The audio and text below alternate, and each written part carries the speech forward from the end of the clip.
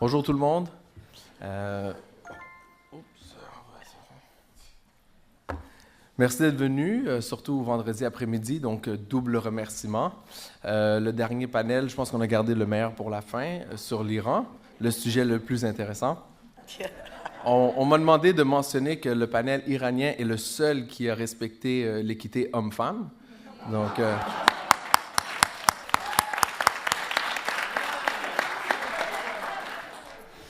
Donc, je vais juste vous présenter les trois panélistes et après ça, on va se lancer dans les présentations. Donc, le premier panéliste, un ami à moi, Pierre Parlavie.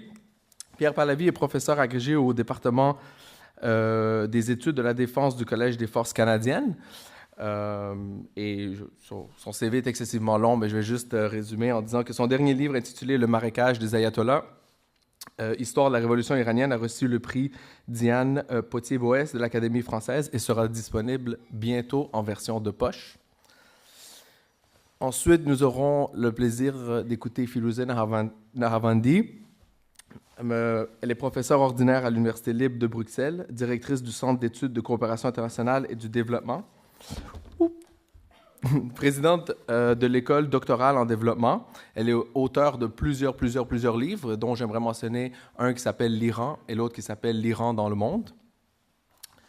Et en troisième lieu, nous aurons le droit à une présentation d'une autre amie, Hania Ziahi.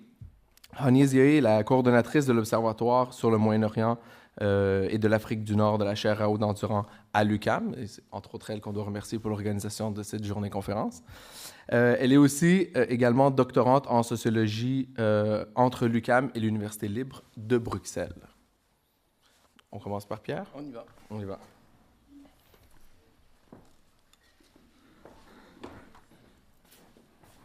Bon, d'abord, merci beaucoup aux organisateurs de cette conférence qui ont fait les choses à la perfection.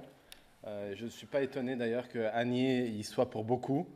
Et grande fierté que ce soit un panel 100% iranien. Donc forcément d'une grande qualité. D'une grande modestie. La modestie iranienne. Je n'y suis pour rien. Alors, voilà, donc on se pose beaucoup de questions sur la politique étrangère iranienne.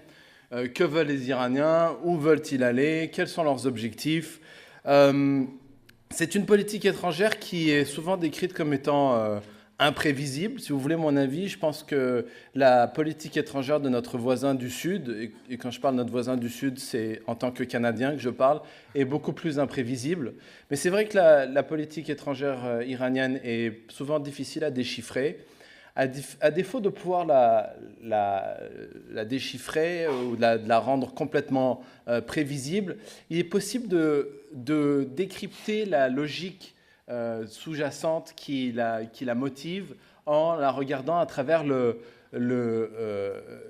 spectre géopolitique. Et à travers ce spectre, ce qu'on voit, c'est que l'Iran a un rôle géopolitique. Il faut distinguer le rôle qu'on lui donne, que les autres puissances étrangères lui accordent, et le rôle que l'Iran voudrait lui-même jouer sur la scène internationale. Alors, pour la plupart des grands États internationaux, que ce soit les États régionaux ou les États extra-régionaux, l'Iran est souvent perçu comme un moyen, comme un outil, comme un instrument au service de leurs agendas stratégiques. Là aussi, il faut faire une distinction entre les États régionaux et les États extra-régionaux. Pour les voisins immédiats de l'Iran, pour les voisins eurasiatiques de l'Iran, ce pays est avant tout considéré comme un verrou stratégique situé sur un axe est-ouest. Qu'est-ce que j'entends par là? C'est que l'Iran est souvent vu comme un corridor de passage. C'est traditionnellement un corridor d'invasion pour les conquérants. Et ça depuis la nuit des temps. Hein, pour les envahisseurs, les conquérants, on peut penser à Alexandre le Grand ou au sultan ottoman à l'ouest, ou encore à Gengis Khan ou Tamerlan à l'Est. C'est aussi de manière un peu plus pacifique une étape sur une voie commerciale pour les marchands, et je pense plus particulièrement aux marchands chinois de la route de la soie. La route de la soie, autant dans son acception médiévale que dans la nouvelle mouture que sont en train de préparer les dirigeants de la République populaire de Chine en ce début de XXIe siècle. C'est aussi un passage stratégique vers le nord, et en particulier vers le Caucase et l'Asie centrale pour les puissances arabes et musulmanes, et inversement un accès vers le sud et en particulier vers les mers chaudes pour les dirigeants russes de Catherine la Grande ou Pierre le Grand à Vladimir Poutine, qui voit en particulier l'Iran comme une rampe de lancement, une plateforme pour la projection de ses forces militaires. Alors voilà la manière dont les voisins immédiats de l'Iran perçoivent son rôle, sa fonction géopolitique. Si on regarde un peu plus loin, si on prend un peu plus de recul et qu'on s'intéresse à la manière dont l'Iran est perçu par les puissances extra-régionales, et là je fais davantage référence aux pays occidentaux et aux puissances anglo-saxonnes en particulier, l'Iran est davantage perçu comme un pion stratégique qui est confiné à un rôle d'État tampon. C'est le rôle qui lui avait été fait jouer pendant le grand jeu d'influence du XIXe siècle, qui avait opposé la couronne britannique au tsar de Russie. C'est aussi le rôle qui lui est accordé dans la vision géopolitique codifiée par Nicholas Spikeman, le grand géopoliticien américain qui a largement influencé la politique étrangère américaine du début du XXe siècle et encore aujourd'hui. Donc un État de ce fameux Rimland. Vous voyez, c'est un État du Rimland, donc ce corridor terrestre qui entoure le Heartland, et essentiellement le Heartland russe, et dont la fonction est d'aider les puissances maritimes occidentales à étouffer ce Heartland russe, à l'endiguer dans un minimum. C'est aussi le rôle qui a été joué par l'Iran au cours de la guerre froide, à l'époque du pacte de Bagdad, à l'époque du Shah, cet Iran qui était utilisé par les États-Unis notamment comme une pièce maîtresse sur l'échiquier, le fameux grand échiquier, que ce soit celui de Henry Kissinger ou de Zbigniew Brzezinski. Une version un peu plus commerciale, un peu plus mercantile, c'est la vision des puissances européennes qui voient tout simplement l'Iran comme un débouché économique. Donc, toutes ces puissances extérieures ont tendance à voir l'Iran comme un moyen, comme un instrument qui est là pour servir leurs objectifs et non comme une finalité en soi. Alors, en ceci, la vision des puissances étrangères est en clash, est en contradiction avec la manière dont les Iraniens perçoivent eux-mêmes leur rôle sur l'échiquier, dans l'arène internationale. Pour les Iraniens, leur pays ne peut se réduire ni à un axe géostratégique, ni à une voie de passage, ni à un pion stratégique, et encore moins à un débouché économique. Les Iraniens sont un peuple fier, je pense que je l'ai démontré en arrivant sur... Les Iraniens ont une très haute opinion de leur pays, et à leurs yeux, le destin de l'Iran est ni plus ni moins que de reprendre sa place dans le panthéon des grandes puissances. Les Iraniens sont convaincus que c'est la place légitime que doit occuper leur pays sur la scène internationale. Alors cette volonté de puissance, elle découle de la fierté qu'ont les Iraniens d'appartenir à une très grande civilisation, une très vieille civilisation, et puis une forme de nostalgie de l'époque passée, de la grandeur passée, et qui continue à modeler la vision du monde des Iraniens.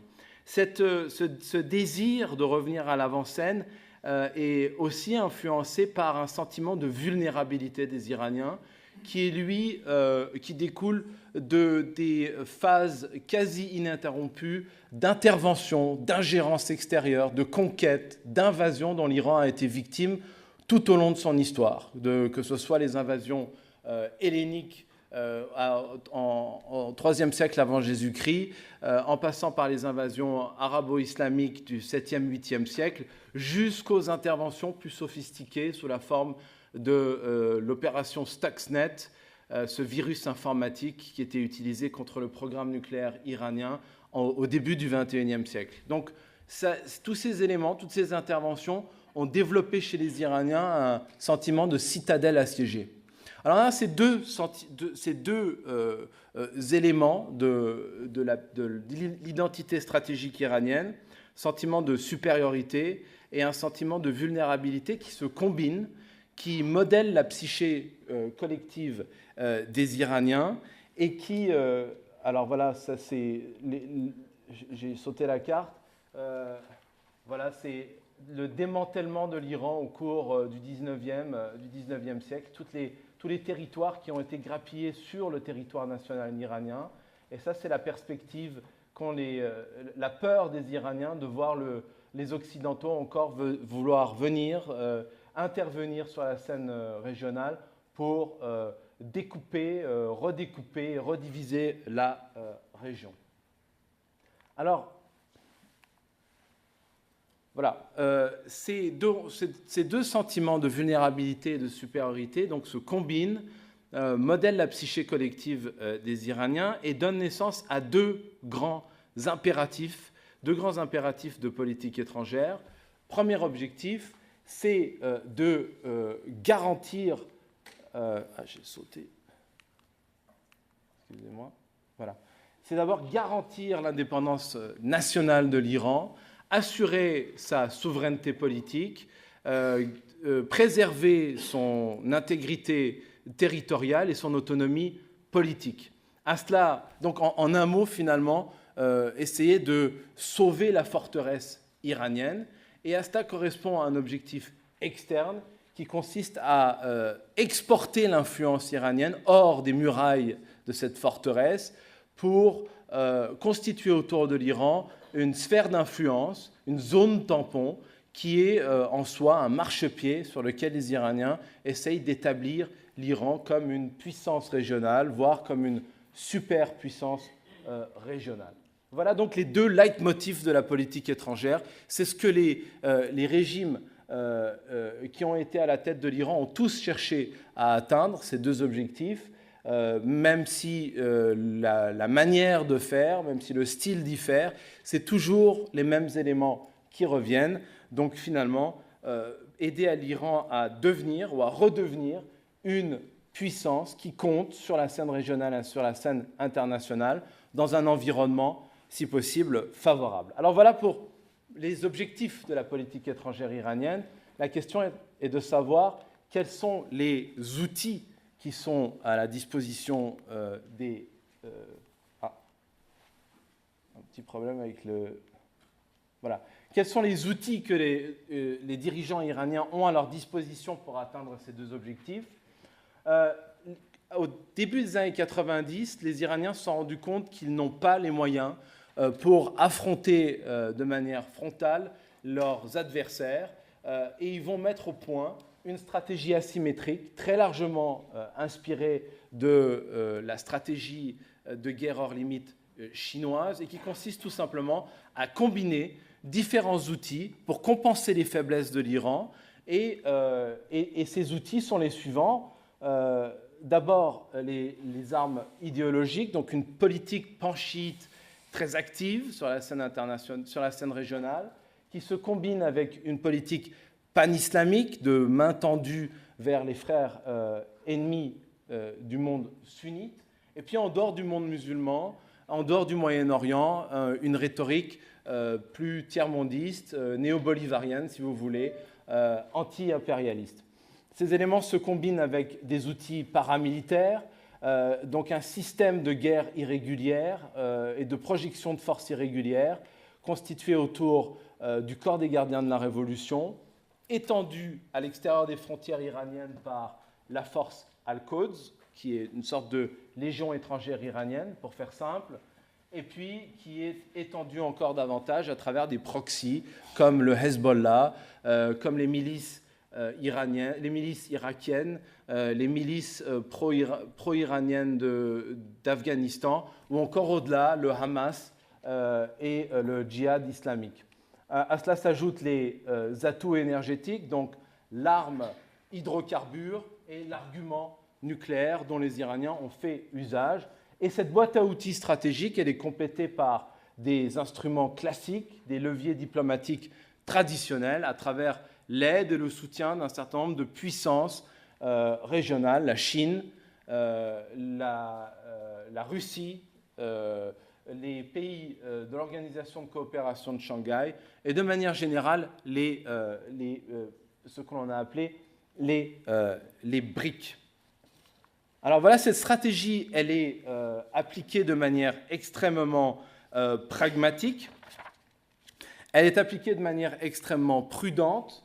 Ah, décidément, je suis...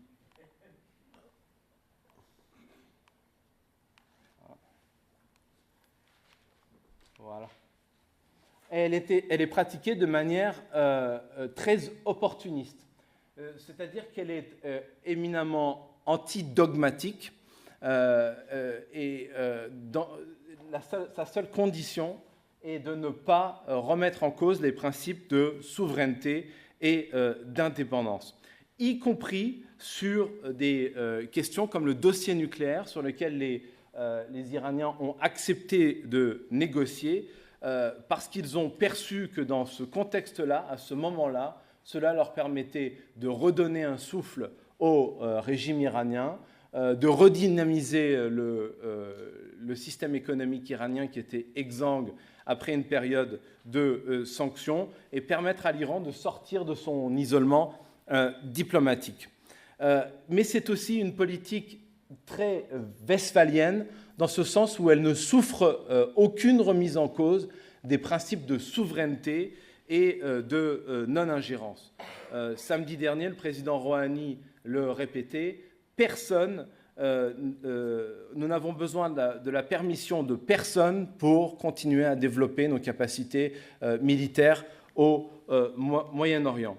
En ce sens, ceci rapproche Téhéran d'un certain nombre d'autres États néo-westphaliens qui sont eux aussi jaloux de leur indépendance et de leur souveraineté. Dans ce club néo-westphalien, l'Iran côtoie la Russie de Vladimir Poutine, la Chine du président Xi, l'Inde du Premier ministre Modi, la Turquie du Premier ministre Erdogan. On pourrait presque les appeler le club d'Astana, ces pays qui décident désormais de gérer leurs affaires sans faire intervenir les puissances occidentales. Ceci n'empêche pas les Iraniens de coopérer avec les Occidentaux s'ils perçoivent que cela ne remet pas en cause leur souveraineté et ils seraient prêts à négocier un deal avec le nouveau locataire de la Maison-Blanche, mais tout dépend de savoir si ce sera le Trump de la campagne électorale, celui qui s'est prononcé contre l'interventionnisme, ou si c'est le Trump des frappes du 7 avril dernier, qui semble pencher davantage vers une orientation donc interventionniste. Donc, pour finir, je dirais que voilà, ces deux impératifs que je vous ai décrits, indépendance et influence régionale, sont des clés qui permettent de comprendre le comportement parfois déroutant d'un pays qui, c'est vrai, multiplie les contradictions. C'est un pays qui, d'un côté, renoue ses relations diplomatiques avec les pays européens, qui signe des contrats à tour de bras avec les multinationales européennes, qui ouvre ses portes à des hordes de touristes occidentaux et qui, en même temps, d'un autre côté, continue à poursuivre une politique régionale extrêmement agressive et à qualifier les États-Unis de grands satans ou encore associer les autres puissances occidentales au mal absolu. Ce que je pense, c'est que ces éléments ne sont que des paradoxes apparents, ce ne sont pas des vraies contradictions. En fait, la politique étrangère iranienne est parfaitement cohérente. Elle est cohérente avec le rôle géopolitique que les Iraniens se donnent, la perception qu'ils ont de leur rôle, elle est cohérente avec les intérêts de l'Iran, elle est cohérente avec ce que sont les Iraniens et ce qu'ils ont toujours voulu. Voilà. Merci.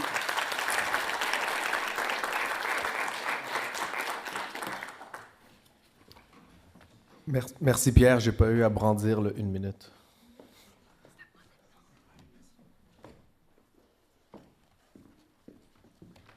J'adore ça quand j'ai pas.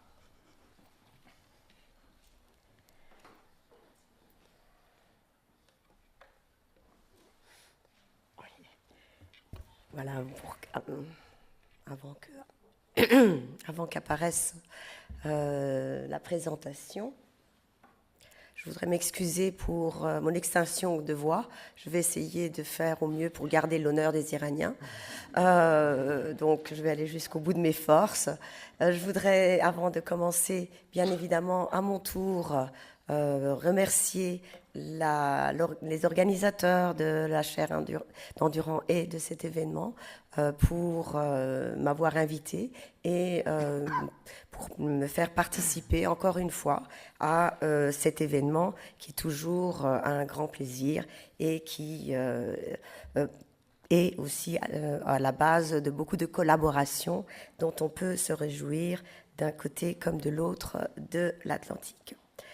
Cela étant dit, je voudrais aussi préciser, avant d'expliquer ce dont je voudrais parler aujourd'hui, que la question que je vais aborder est plus particulièrement traitée dans mon dernier livre, qui porte plus sur les femmes et l'émancipation des femmes en Iran, mais qui dans lequel j'ai eu la possibilité d'aborder aussi l'instrumentalisation des femmes dans la construction de l'État en Iran, et c'est ce dont je voudrais parler. Je pense que, bien évidemment, en perspective des élections iraniennes, présidentielles iraniennes, qui se tiendront au mois de mai, donc très bientôt, d'une éventuelle réflexion sur la démocratisation de ce pays, il est nécessaire de se pencher sur la nature même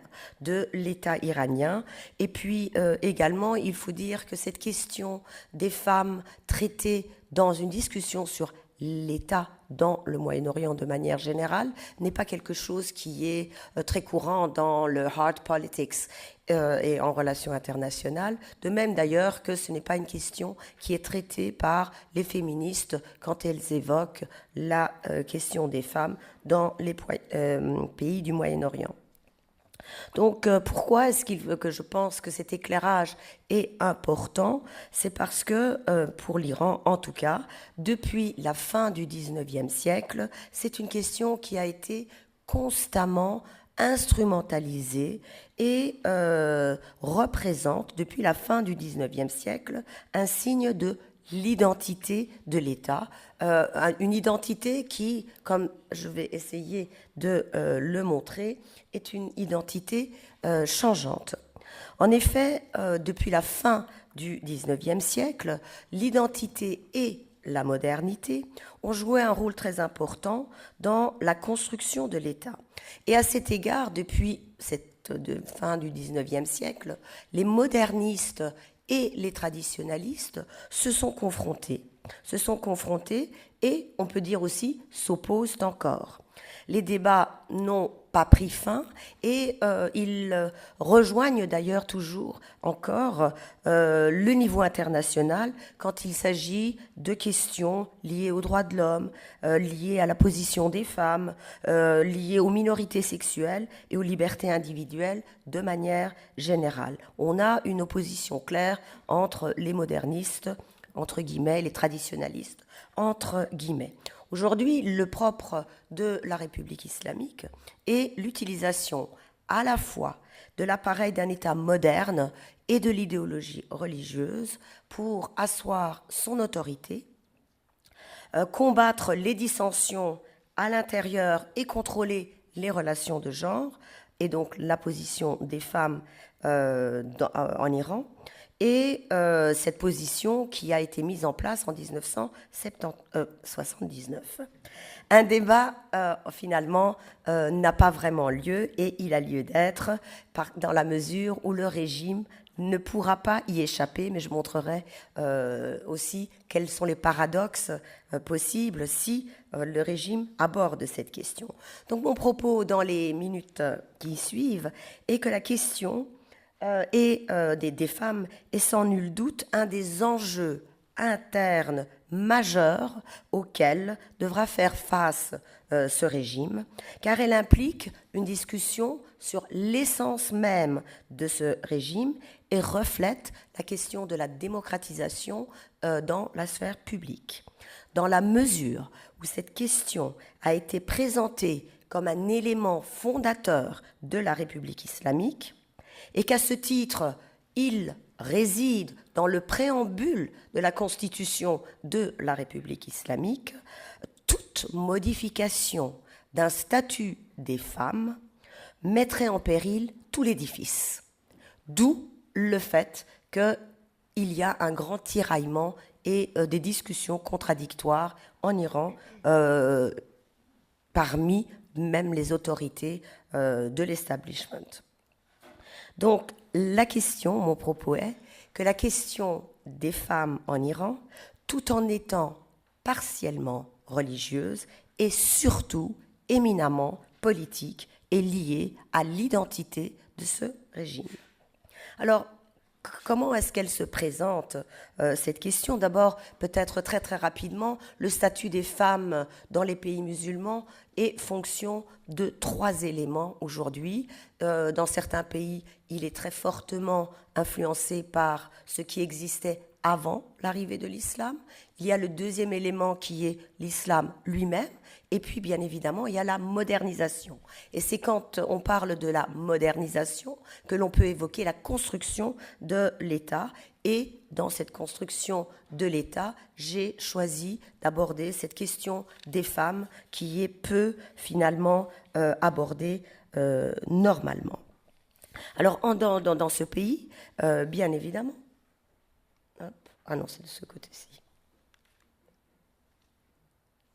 Dans ce pays, donc, depuis la fin du XIXe siècle, les femmes sont un pilier de la nation et ont pris, comme je l'ai déjà évoqué, une place importante dans la discussion sur la modernisation ou non de ce pays. Cette question des femmes, c'est régulièrement un terrain de contestation politique et culturelle.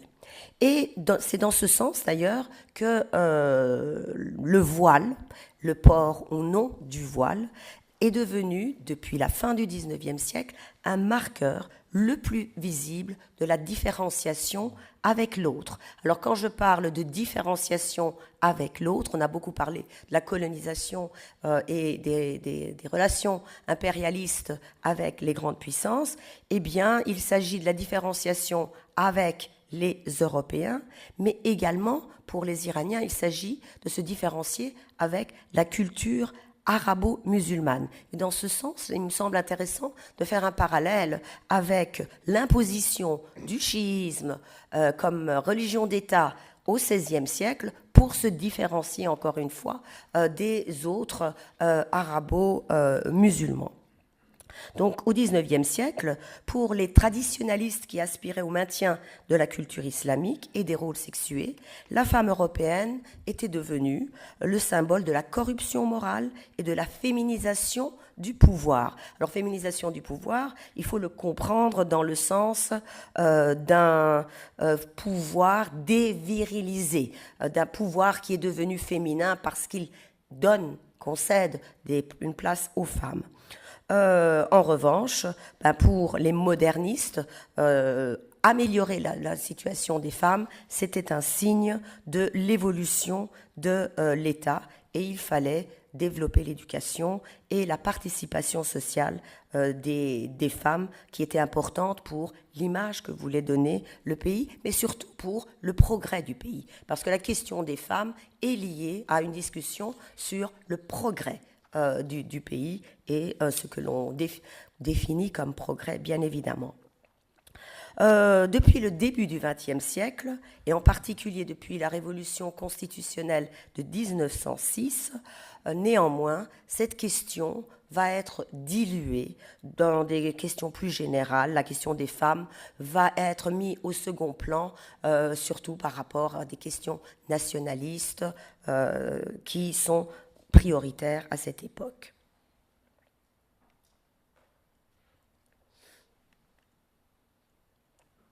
Alors, depuis le début du XXe siècle, on peut aussi constater que les différents pouvoirs ont aussi mobilisé cette question à travers un débat sur la place sociale et politique des femmes ou le statut d'ailleurs de la famille. Et comme je l'ai dit, bien évidemment, aujourd'hui, la question des femmes se situe dans le préambule de la Constitution de la République islamique. La dynastie Pahlavi, qui a pris le pouvoir en 1925, avait fait de la question des femmes la vitrine de sa politique de modernisation. Son féminisme d'État, puisque tout avait été décidé par le haut, offrait simultanément une multitude de possibilités aux femmes, éducation, droit dans la famille, et j'en passe, on pourra en discuter.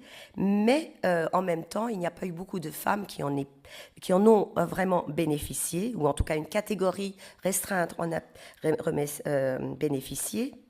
Et donc, l'essai de mettre fin à aux barrières qui empêchaient les femmes d'avancer n'a pas été très, très large. La politique de genre du régime Pahlavi, de la dynastie Pahlavi, ne visait néanmoins pas la destruction des structures patriarcales, mais surtout la modernisation de ces structures. Ça veut dire que la situation des femmes n'a pas été fondamentalement bouleversée malgré des éléments qui ont été mis en place. Toutefois, malgré le fait que cette question n'a pas été vraiment bouleversé, le nouveau régime, la République islamique, a fait un élément central de ces changements qui avaient été effectués sous le régime, la dynastie Pahlavi, et a fait de la question des femmes un thème central de sa politique d'authenticité. Et elle a été mobilisée, discutée à travers différentes. Je montre ici justement un exemple de l'évolution des femmes, donc le cas de cette médecin qui est devenu ministre sous Mohamed Reza Shah et qui a été exécuté par le régime islamique dans des conditions assez terribles. D'accord. Donc, comment est-ce que la République islamique discute de cette question ? Eh bien, elle la discute comme une question liée à une maladie de l'Occident. Finalement, ce qui est employé, c'est le terme occidentalite, en persan Rab Zadeghi, qui est considéré comme la maladie de l'Occident et dont la femme serait le principal support. Donc, s'il faut résoudre le problème de cette maladie de l'Occident, il faudrait travailler sur le statut des femmes qui sont considérées comme étant les reflets de la superficialité, de la consommation ostentatoire, de l'apolitisme, de la marchandisation de la sexualité, et j'en passe. Donc elles incarnent la corruption morale. Sous la République islamique, finalement, les femmes vont devenir l'emblème public de l'honneur de la nation, tandis que le féminisme associé à l'Occident symbolise la décadence. Les lois concernant les femmes qui ont été édictées par Mohamed Reza Shah en particulier sont présentées comme un danger pour la sécurité même nationale. Et de fait, progressivement, tout le processus politique devient genré. Pour combattre la maladie, il faut vacciner la population et le voile va jouer ce rôle. C'est pour ça qu'il est important de voir que ce régime ne peut céder sur l'enlèvement du voile. Il va considérer qu'on le porte comme on veut, mais il ne faut surtout pas l'enlever. Donc la question des femmes est devenue quelque chose de moral. Je ne sais pas pourquoi. Voilà. Alors que peut-on conclure ? Eh bien, depuis le début du XXe siècle, cette question des femmes est subordonnée à différents enjeux et à différentes discussions. Aux enjeux nationalistes, tout d'abord, début du XXe siècle, puis la question des femmes a été occultée par le féminisme d'État de la période Pahlavi. Pendant la période pré-révolutionnaire et révolutionnaire, on a pu remarquer que les organisations des femmes, qu'elles soient de gauche ou d'organisations nationalistes, vont encore une fois subordonner cette question à des objectifs anti-impérialistes ou à des intérêts nationaux. Après la guerre Iran-Irak, la question des femmes va être reléguée au second plan, puisque la question de la guerre est plus importante. Et puis, finalement, la répression qui va s'abattre sur la société, sur les femmes en particulier, va provoquer, d'une part, l'exil de celles qui pouvaient se le permettre et la mise en veilleuse ou le passage à la clandestinité des activités des femmes qui veulent travailler pour l'évolution du statut des femmes. La confrontation étant aujourd'hui dangereuse, ce sont les stratégies d'évitement et de non-confrontation qui vont prévaloir depuis quelques années. Les modes d'action des femmes vont passer de la négociation plutôt à l'accommodation et à la résistance. Néanmoins, on peut dire que les femmes se manifestent à chaque fois qu'elles peuvent, publiquement, surtout pendant les votes. Elles ont voté pour l'amélioration de leur statut en espérant que ça changerait avec le président Khatami. Elles ont encore revoté pour Rouhani parce qu'elles estimaient qu'il pourrait aussi améliorer leur statut. Il faut dire que dans le cadre de la République islamique, cette amélioration est très peu visible.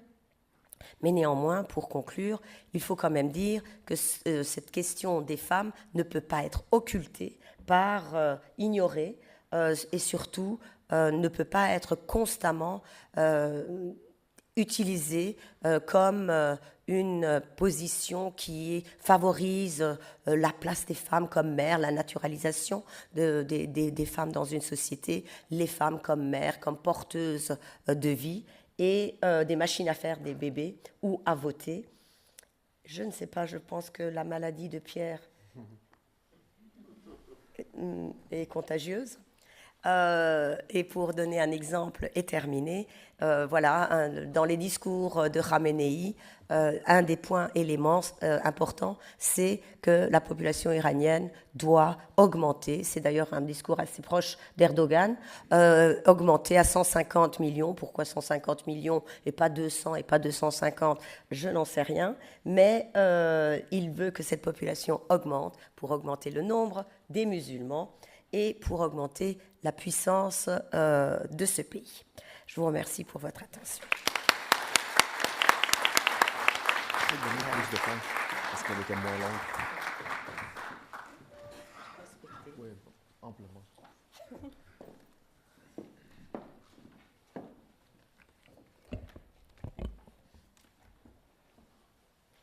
Bonjour tout le monde. Je vais commencer aussi évidemment par des remerciements évidemment à la chaire Raoul Dandurand, en premier lieu à Frédéric Gagnon, à notre titulaire. Merci beaucoup pour la confiance et le fait de permettre ce type de colloque. Je tiens à remercier également le directeur de l'OMAN, professeur Sami Aoun, pour son soutien. C'est la 5e année en fait, j'aimerais le rappeler, c'est la 5e année en fait qu'on organise ce colloque. Ça commence à devenir une véritable tradition et c'est pour ça qu'on est très heureux aussi d'inviter parfois des invités qui viennent d'une année à l'autre. Et je tiens particulièrement aussi à les remercier, ceux qui viennent d'Ottawa, de Toronto, mais aussi ceux qui viennent d'Europe, de Paris, de Bruxelles, mais aussi cette fois-ci de Washington. Donc merci vraiment à vous tous et toutes d'être là. Un grand merci également à l'équipe de la chaire. Il faut savoir que l'équipe de la chaire, pendant toute l'année, organise des conférences, des activités. Je vous invite d'ailleurs à suivre les nombreuses activités sur notre site web. Et évidemment, l'organisation est le fruit fruit en fait de ce type de colloque n'est jamais le fruit et le travail d'une seule personne. C'est véritablement un travail d'équipe. Et je tiens encore une fois ici à saluer vraiment les nombreux suivis qui ont été faits par toute l'équipe. Et vous mentionnez également que le compte-rendu de ce colloque va être également disponible sur notre site web sous peu. Je tiens ici à remercier Mylène qui est en train de prendre des notes depuis ce matin et j'aimerais la remercier aussi personnellement. Ensuite, on m'a demandé de faire une annonce. Excuse, je vais juste prendre... Professeur Rachad Antonius m'a demandé d'annoncer en fait une autre conférence à laquelle évidemment la chaire Raoul Dandurand s'associe, qui est donc organisée par l'Institut d'études internationales de Montréal et qui se nomme Un nouveau Moyen-Orient, État arabe en crise entre logique de division et société civile, qui va être donné par monsieur Pierre-Jean Luisard. Donc ça va être le 3 mai de midi à 14h à l'UQAM. Donc une fois, j'aimerais aussi souligner les activités de l'UQAM et de nous permettre en fait d'avoir ce type de rencontre. Donc voilà pour les remerciements. J'aimerais également vous dire que j'affectionne particulièrement ce panel. Et c'est vrai qu'on a un petit peu brandi la carte iranienne, mais il faut souligner qu'il y a très peu d'experts francophones iraniens à Montréal, d'où l'importance en fait de vous avoir sur ce panel et je tiens à nouveau à vous remercier d'être là. Alors, je vais commencer ma présentation par une citation. Je suis de formation de sciences politiques et de sociologie et les sociologues aiment particulièrement faire des citations. Oups.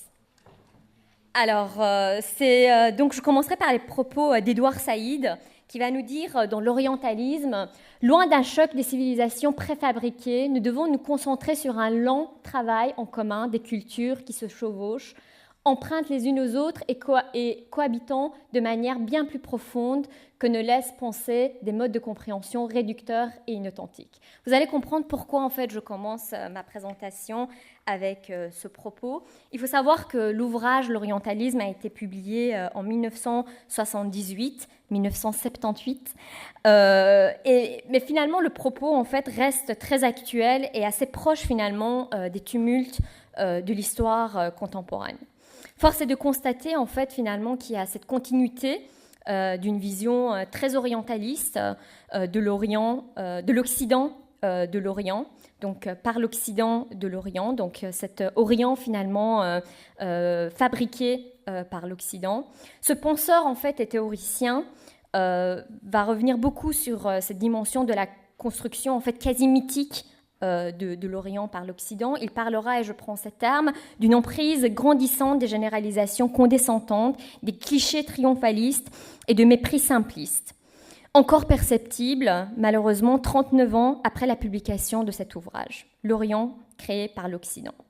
Cette construction de l'autre, finalement, cette construction d'une réalité, ne fonctionne généralement pas dans un sens unique et va mener en fait au fur et à mesure au complotisme et à l'invention d'un complot inexistant. Et d'ailleurs, à ce titre, les relations irano-américaines sont un parfait exemple, même si en fait toute l'époque finalement soviétique a baigné là-dedans. Entre parenthèses épistémologiques, cette question en fait du constructivisme repose véritablement sur l'idée de la construction du réel. Évidemment, on en a beaucoup parlé dans le courant structuraliste avec Claude Lévi-Strauss en anthropologie, mais aussi avec Roland Barthes en littérature et en sociologie, ce qu'on nomme constructivisme sociologique pour désigner encore une fois cette construction sociale de la réalité. Alors, je reviens à l'Iran et les États-Unis. Je ne vous ferai évidemment pas l'histoire des relations irano-américaines, mais peut-être revenir sur un terme qui vient assez souvent et de manière assez récurrente en fait dans les médias. C'est véritablement l'emploi du terme méfiance. Donc, on va beaucoup parler justement de cette méfiance mutuelle et réciproque, perçue d'ailleurs comme légitime par les deux pays, partagé également par la communauté internationale qui dure aujourd'hui maintenant plus de 3 décennies. Et notre propos est de dire que finalement, est-ce qu'on ne pourrait pas questionner aussi cette méfiance en parlant finalement d'une construction autant que les sources en fait de la rhétorique sur les complots et sur le complotisme.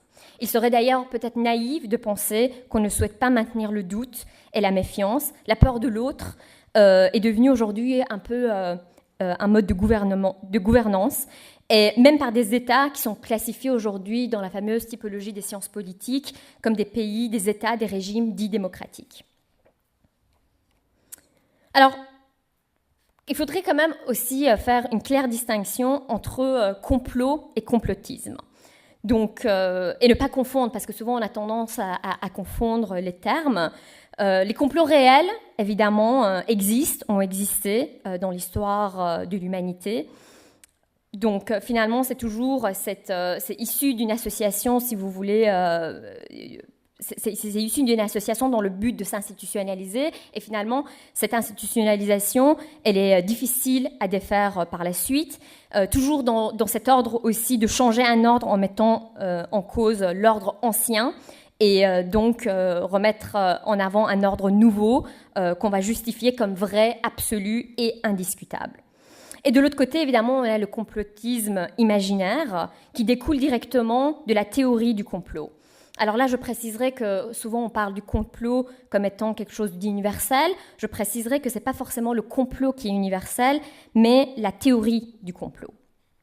Pour revenir aux relations irano-américaines, on pourrait juste peut-être à titre d'exemple citer ici le renversement de Mohamed Mossadegh, donc le Premier ministre, qui a osé défier la puissance britannique par la nationalisation du pétrole iranien et le coup d'État qui s'ensuit par l'opération Ajax en 1953. On peut rappeler aussi que dès le XXe siècle, l'Iran est le terrain d'une guerre d'influence entre la Russie et la Grande-Bretagne. On pourrait aussi revenir sur la longue guerre de 8 ans qui oppose l'Iran à l'Irak, et sur le matériel, surtout militaire, commandé par l'Irak, notamment en France, avec les avions super-étendards à la disposition de Bagdad en 1983, ou encore l'affaire dite de l'Iran Gate, avec la vente d'armes, de munitions, de pièces de rechange américaines à l'armée iranienne dans les années 80, alors que, à la même période, les relations entre les deux pays sont rompues avec la fameuse prise d'otage des 444 jours de l'ambassade américaine à Téhéran. Alors ici, on pourrait aussi rappeler qu'avant de revenir en Iran et réaliser le fameux mythe du retour de l'exil, après 16 ans, Khomeini a été accueilli en France pendant 112 jours sous Giscard d'Estaing.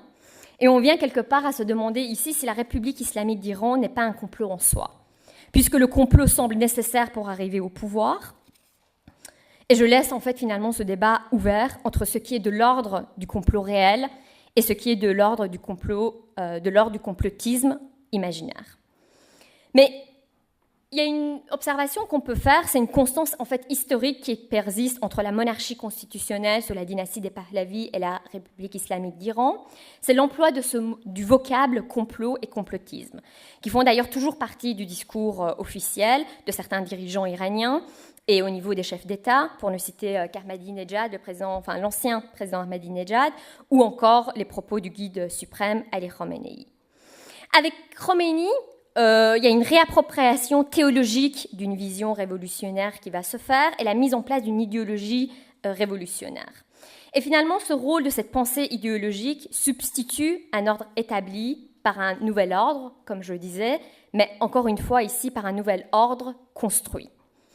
Avec cette idéologie vient l'idéologie évidemment du complot et le fameux complot imaginaire, l'impérialisme américain.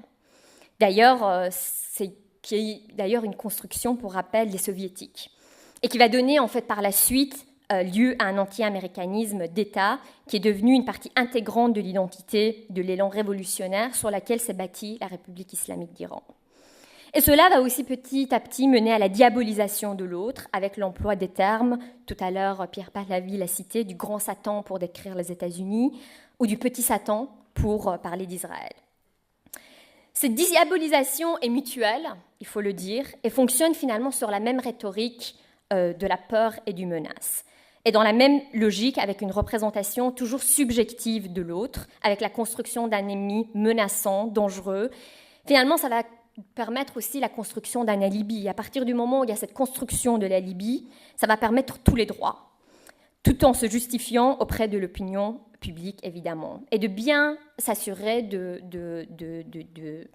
créer finalement cette ligne de démarcation entre le « eux » et le « nous », et qui va donner aussi, évidemment, parallèlement, le développement du sentiment de la peur. Alors, du côté iranien, une représentation des États-Unis comme étant un agrégat d'êtres immoraux, corrompus, arrogants, une parfaite incarnation du mal. Et du côté américain, l'Iran est placé sur la liste des pays appartenant à l'axe du mal, dans la catégorie des États voyous, comme un pays fanatique, terroriste, barbare, sauvage, archaïque et dangereux. S'opère alors une confusion totale entre les pratiques gouvernementales qui peuvent être évidemment considérées comme des actes barbares, de terreur, sanguinaires et phallocrates, et la culture, en fait, finalement, et l'identité de tout un peuple. Avec pour conséquence une fausse idée de l'autre, des images très réductionnistes, je reviens en fait aux propos d'Edouard Saïd, et une standardisation et une homogénéisation de la pensée,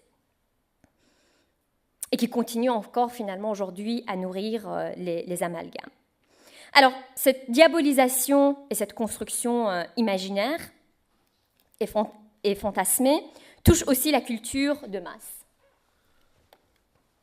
Ne serait-ce qu'à travers le 7e art. Ce n'est pas un hasard si, en 2013, l'Oscar du meilleur film décerné à Argo a été remis par Michelle Obama. Pour certains observateurs, dont Jacques Chahine, et j'aimerais en fait vous lire un petit... Pardon. En fait, je vous invite, en fait, si vous ne connaissez pas Jacques Chahine, à le découvrir. Il est professeur émérite de communication de masse à l'université d'Illinois. Et il étudie en fait la représentation des Arabes et de l'islam dans les médias américains. Auteur de l'ouvrage et du documentaire Real Bad Arabs, il va analyser les images stéréotypées et caricaturales d'Asiatiques, de Noirs, de Latinos ou autres véhiculées par la machine hollywoodienne, ou encore les travaux de Morad Montazami. Il a d'ailleurs écrit un très bel article que je vous recommande, Argo, les puissances du scénario ou l'invention de l'orientalisme futuriste, dans Zaman, qui est d'ailleurs une revue iranienne francophone. Selon en fait finalement ces observateurs, l'infrastructure hollywoodienne dévoile sa superstructure idéologique à travers un hyperréalisme fantasmé qui transparaît notamment dans la représentation, encore une fois, subjective de l'autre et une réminiscence stéréotypée du Moyen-Orient. Dans d'autres films, on pourrait aussi citer à titre d'exemple Jamais sans ma fille, pour ceux et celles qui s'en rappellent, réalisé en 1991 par Brian Gilbert, s'inscrit en fait dans la même veine d'ethnocentrisme matiné, de néocolonialisme culturel, et il ne faut pas avoir peur de le dire. Même si les États-Unis jouent finalement toujours à travers finalement le cinéma, et en tout cas même dans les séries télévisées, joue souvent cette carte de la figure héroïque, notamment par ces images qu'on voit souvent du soldat libérateur. L'Iran finalement va jouer aussi une carte similaire en secouant la carte du culte du martyr. Finalement, le martyr étant lui aussi considéré dans la logique révolutionnaire comme la figure héroïque par excellence. Finalement, on voit que dans la rhétorique, les deux pays ont tendance plutôt à se rejoindre et à se rapprocher plutôt qu'à s'éloigner. Les clichés simplistes sont autant occidentaux qu'orientaux, avec un recyclage finalement en continu des mêmes généralités. La machine évidemment médiatique, vous me direz, a sa part de responsabilité et dispose aussi d'une force manipulatrice, surtout en période de crise et d'insécurité. Des ennemis finalement, on continue à les construire. Lorsque un grand ennemi se dissout, il y a ce risque de perdre l'identité. Donc avec finalement la création d'un nouvel ennemi, qui a été pendant longtemps d'ailleurs le grand ennemi soviétique, on a besoin finalement de se reconstruire et de définir surtout une identité. Donc la construction de l'ennemi devient important pour se définir une identité. Il n'y a certes que des vérités, mais des vérités bien construites. Merci.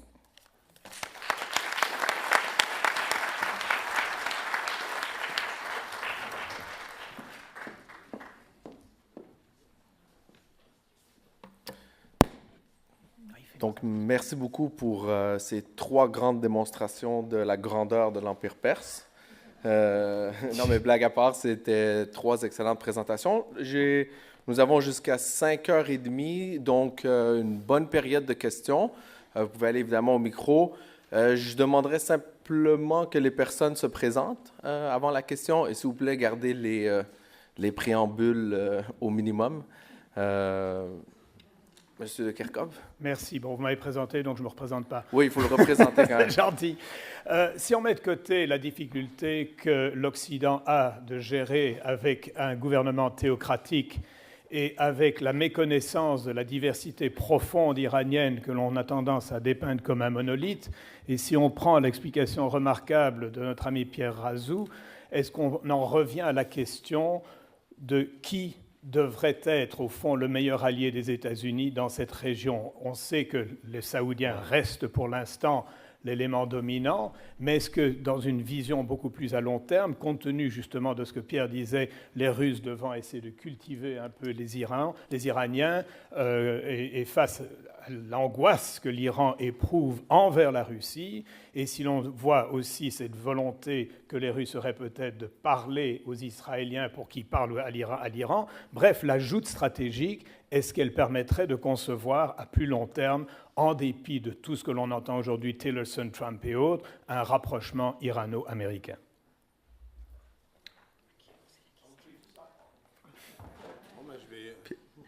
Je vais me jeter à l'eau. Oui, comme ça, objectivement, sur papier, on pourrait penser que le principal partenaire possible des États-Unis dans la région, et d'ailleurs ils le cherchent depuis longtemps, dans leur politique, on parlait ce matin, Paul parlait de offshore balancing. Le principe consiste, dans une région donnée, à trouver un partenaire qui, d'une certaine manière, prolonge l'influence américaine sur place et permet aux États-Unis de ne pas intervenir directement. Donc un État stabilisateur, comme par exemple l'Afrique du Sud peut être en Afrique australe, comme le Japon et en Asie du Sud-Est. Donc les États-Unis cherchent ce client depuis longtemps. Israël ne peut pas remplir ce rôle pour des raisons idéologiques. Pour à peu près les mêmes raisons, l'Arabie saoudite non plus. L'Iran pourrait apparaître sur papier comme le client idéal. Le problème, c'est ce dont parlait Agnier tout à l'heure, c'est cette méfiance. Est-ce qu'elle est construite? Est-ce qu'elle est réelle? Est-ce qu'elle est illusoire? Mais toujours est-il qu'elle est là. Elle est là dans les perceptions des Iraniens. Je pense que ça simplifierait beaucoup de choses pour les dirigeants iraniens de pouvoir établir des relations saines, objectives, constructives avec Washington, mais il y a l'impression d'avoir été trompés tellement de fois dans l'histoire. Vous savez que les Iraniens ont une mémoire historique très longue, et 1953, c'était il n'y a pas 50 ans, c'était avant-hier. 1979, c'était hier. Et Bonn, en 2001, c'était il n'y a pas longtemps aussi. Donc toutes ces trahisons, tout ce que les Iraniens perçoivent comme des trahisons de la part des Américains sont là et maintiennent cette méfiance. Je pense que si les Américains tendaient la main aux Iraniens, et ils l'ont fait plusieurs fois, les Iraniens n'attraperaient pas cette main si facilement. Ils ont appris les leçons de l'histoire et l'idée de mettre tous leurs œufs dans le panier américain, c'est quelque chose qui n'arrivera pas. Oui. Alors, je voudrais juste ajouter quelques mots par rapport à ce qui vient d'être dit, dans la mesure où je ne suis peut-être tout à fait d'accord avec ce que vient de dire Pierre, mais peut-être qu'il faudrait ajouter quelque chose, c'est qu'il ne faut d'abord pas oublier qu'avant la révolution islamique, l'Iran était considéré comme le gendarme du Golfe. Et dans la perspective de la signature des accords nucléaires de juillet 2015, il faut se dire aussi que cette idée de nouveau gendarme du Golfe, seul pays capable finalement, d'abord un pays stable et un pays capable de gérer les tensions régionales, était tellement présente que des pays comme Israël ou l'Arabie saoudite n'étaient pas tout à fait partants pour un rapprochement avec les États-Unis, qui n'a d'ailleurs pas eu lieu. Mais alors, à côté de tous les éléments qui viennent d'être cités, je pense que le rapprochement est aussi difficile en raison de la nature même de ce régime, de la dissension qui existe à l'intérieur du régime et des positions divergentes, à savoir qu'il y a un camp qui peut souhaiter le rapprochement, mais automatiquement, l'autre camp va détruire tous les espoirs de rapprochement. Une signature des accords nucléaires a été effectuée. Quelques jours après, Khamenei va dire qu'on peut très très vite remettre en question ces accords. Et c'est tout le temps comme cela. Donc les dissensions à l'intérieur et finalement le fait qu'aujourd'hui le régime ne se définit pas vraiment de manière uniforme joue également, me semble-t-il, dans le non-rapprochement. Mais ça existe aussi au niveau des États-Unis.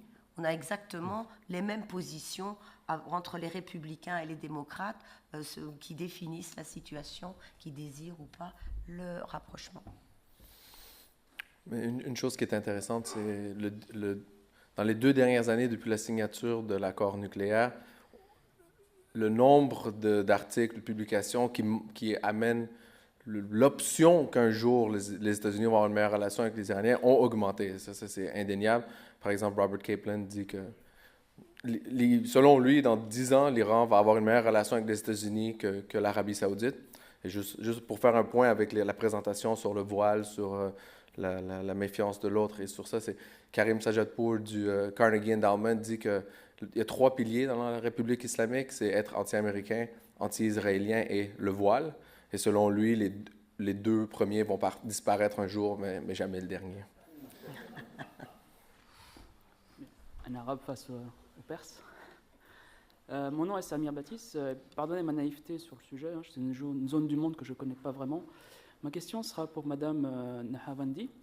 Je voulais savoir si on connaît avec précision la répartition des votes des femmes aux différentes élections iraniennes.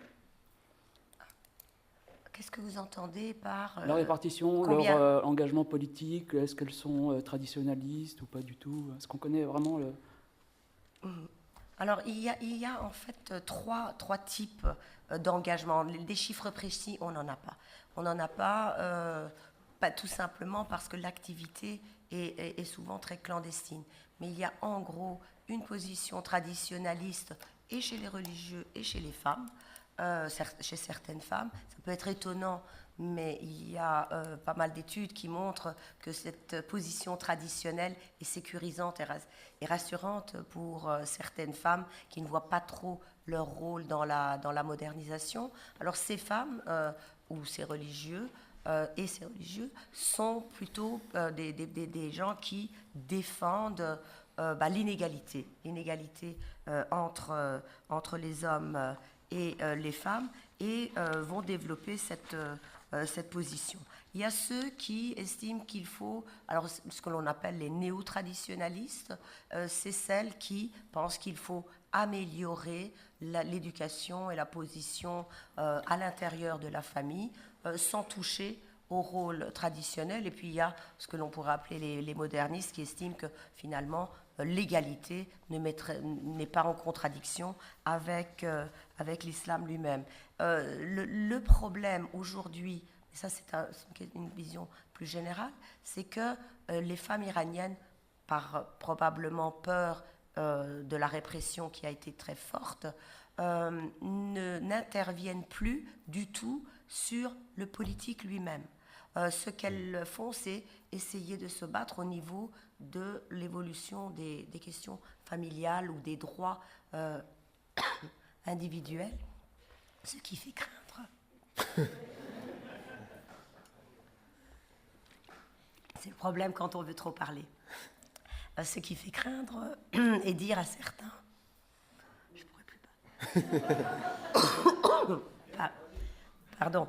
Non, mais donc que si il y a un changement de régime, les femmes vont rester à l'écart.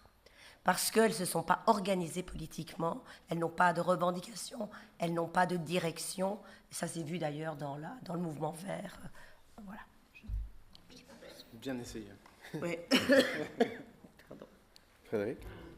Oui, Sam m'a devancé un petit peu. Je voulais parler aussi de Kaplan, qui justement dit que le discours anti-américain pourrait s'essouffler en Iran d'ici quelques années. Bon, Kaplan parle de 10 ans. Mais je voudrais vous entendre là-dessus, donc reprendre un peu ce que Sam disait et savoir si, à votre avis, ce fameux discours caricatural dont Agnès nous a parlé, est-ce qu'il est davantage remis en question par les plus jeunes? Est-ce qu'il y a un effet générationnel que l'on peut mettre en relief?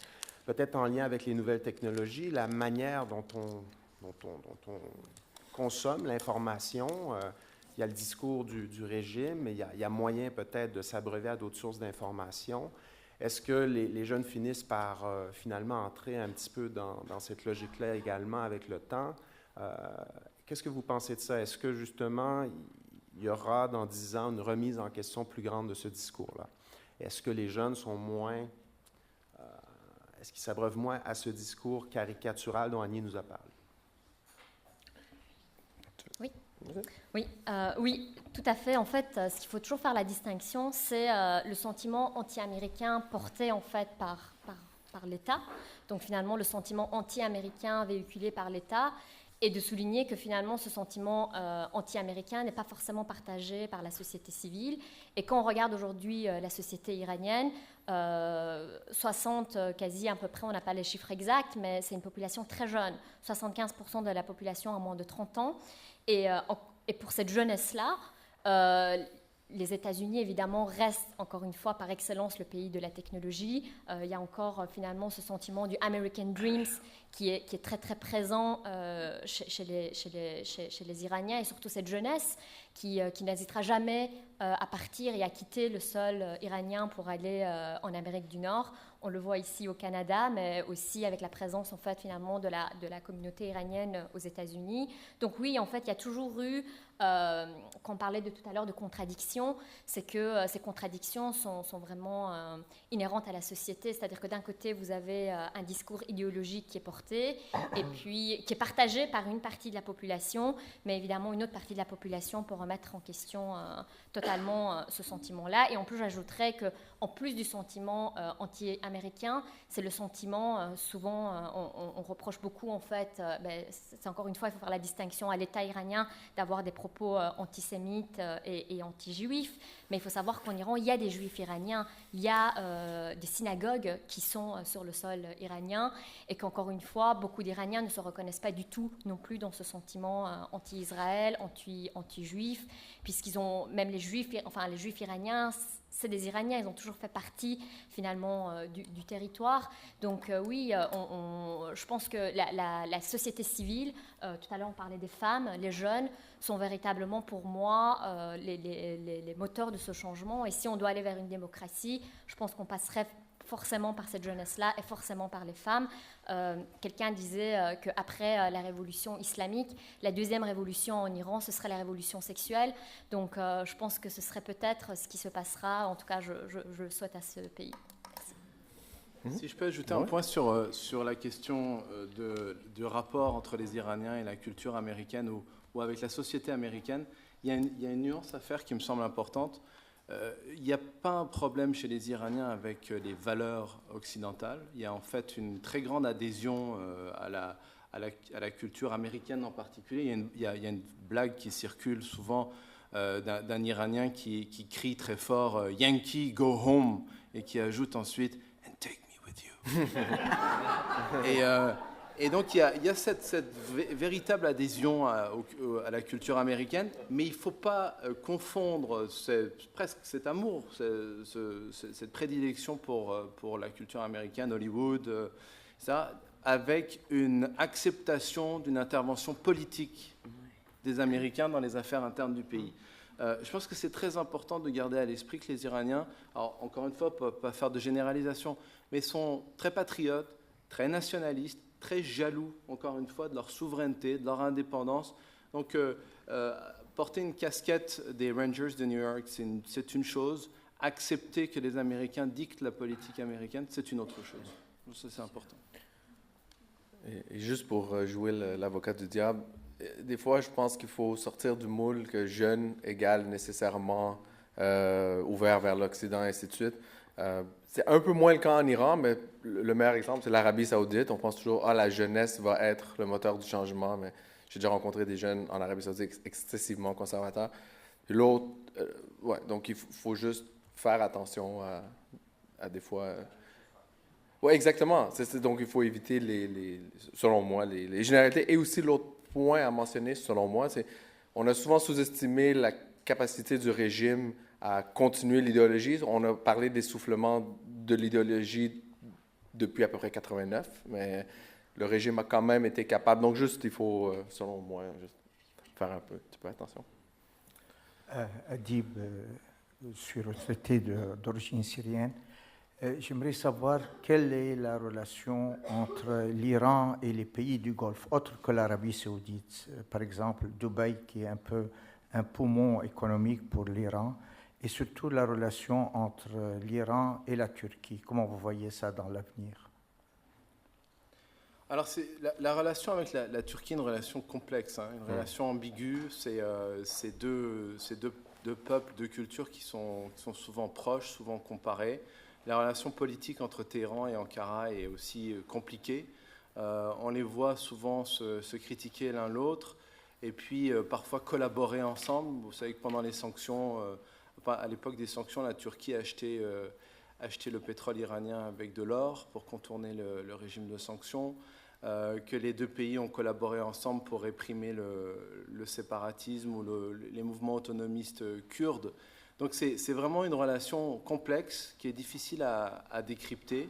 Il y a cette relation par rapport à votre pays, par rapport à la Syrie, qui pose problème. Pour l'Iran, la Syrie, c'est vraiment un élément fondamental de son système d'alliance stratégique régionale. C'est un des premiers pays qui a permis à l'Iran de sortir de son isolement au lendemain de la révolution islamique avec le Liban. Et les Iraniens les dirigeants iraniens considèrent l'Iran comme un verrou stratégique vital pour l'Iran. Perdre la Syrie, ce serait replonger dans son isolement diplomatique. C'est pour ça que les Iraniens s'investissent si corps et âme en déployant des forces, en mettant tous les éléments de leur stratégie à 360 degrés pour essayer de conserver le régime alawite en place. Et c'est un élément qui complique sa relation avec la Turquie. Les relations avec les pays du GCC, de manière générale, très, très compliquées, très négatives. Alors, il y a des nuances. C'est mieux avec Oman. C'est très complexe avec Bahreïn en raison de la présence de beaucoup de chiites.